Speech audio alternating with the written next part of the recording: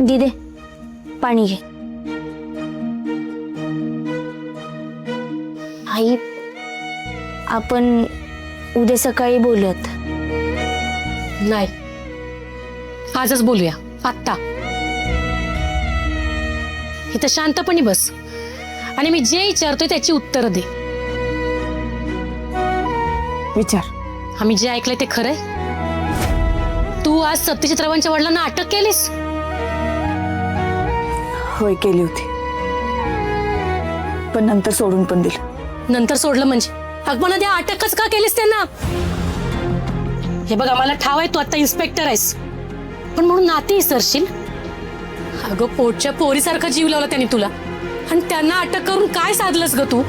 आई, मी जे केलंय ते कायद्याच्या चौकटीत राहूनच केलं. ते कायद्याचं मला काय सांगू नकोस. नात्यापेक्षा कायदा मोठा झाला आहे का तुझ्यासाठी? हा,